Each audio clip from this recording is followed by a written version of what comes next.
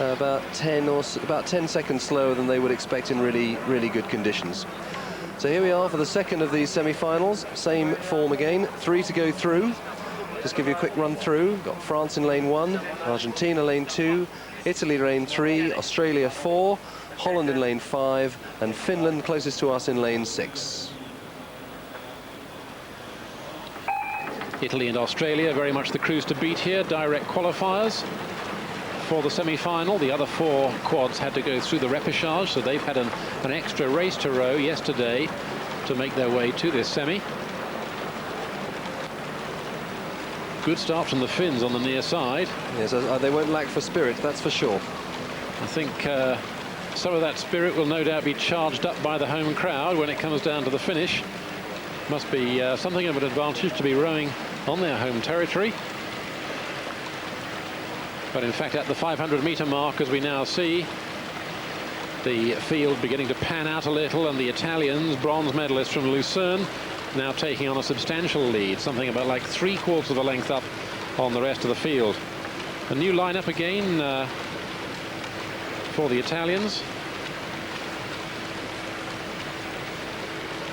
But looking good at this stage in the race, and the other crews left with it all to do to take the other 2 qualifying slots. Yes, there's no doubt about it. I think this Italian quad certainly fancies its chances. I just noticed there that although we're really barely coming up to 1,000-meter mark in this race, they're already glancing across just to check where everyone is and how everyone else is going.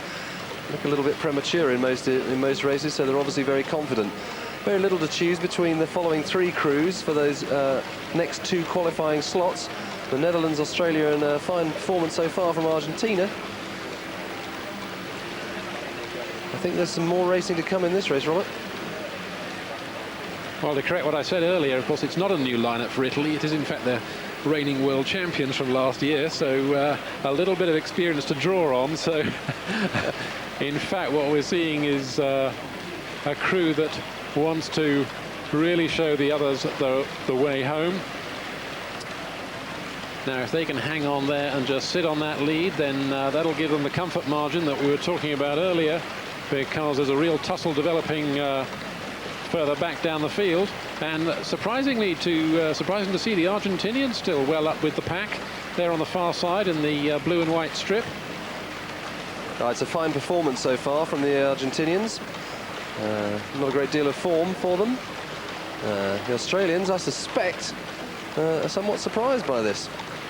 Well, Duncan Free and Bowden Hansen, the stroke man in the stroke pair in the Australian crew, sole survivors from last year's 4th-placed crew.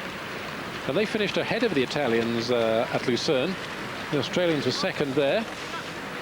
But the Italians storming away here. Now the Netherlands coming through strongly in that tussle for the 2nd and 3rd places. It's the Dutch who've come through. Now they are definitely a new lineup for this year. 4th place at Lucerne. Well, all we do know at the moment is that France and Finland are out of this. We've got a real dogfight brewing up here for these remaining 2 places, as long as Italy hold their form. It's a fine-looking Italian quad, this, extremely well drilled. Just look at that. Total precision over that catch and finish. Not an inch to spare. Wonderful stuff. Argentina making a big charge. Good to see them. 250 meters to go, about 30 strokes. Holland there, and it's a real battle between Australia and Argentina for that 3rd qualifying place. They've really got to kick hard now over that last 20 strokes. Very little to choose. Great shot of that Italian quad there. Real precision. Pleasure to watch.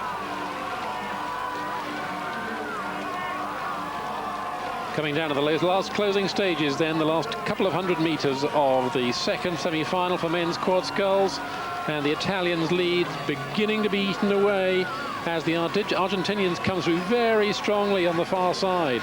Argentina 6th placed in the final last year, and in fact they've hung on to that 3rd qualifying place ahead of the Australians. A very good performance there.